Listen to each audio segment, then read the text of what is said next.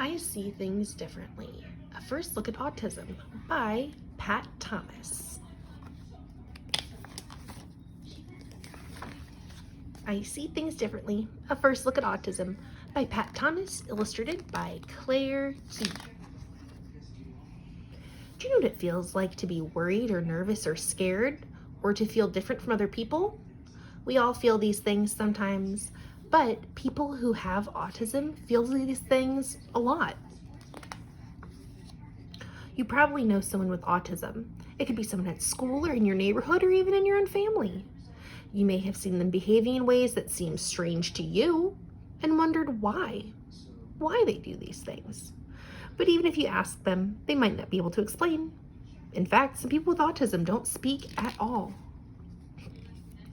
Autism is something you are born with. It's not something that you can catch from others. When people have autism, it affects the way their brain works, making them behave or react differently from others. Nobody knows exactly what causes it, and figuring that out isn't easy because the way our brains work is very complicated. Our brains help us make sense of the world. They help us learn from the things that we do and see. They help us understand that if someone is smiling, it means they're happy, or that green pencil works just as well as a red one. Or if you put peanut butter on first and then jam, it tastes the same as if you put jam on first. What about you? Do you know someone who has autism? Can you say what you think autism is? But for people with autism, their brain works differently from others. They may look the same as everyone else on the outside, but inside they can feel like everyone around them is speaking a different language or from a different planet. People with autism may find big crowds or loud noises very frightening. They may repeat the same words over and over again or move their bodies in ways that look strange to you. When you talk to them, they may not look at you, and you may wonder if they are hearing what you say. Even small changes can be very upsetting to them. That's why they may always want to sit in the same chair or read the same book or use the same cup.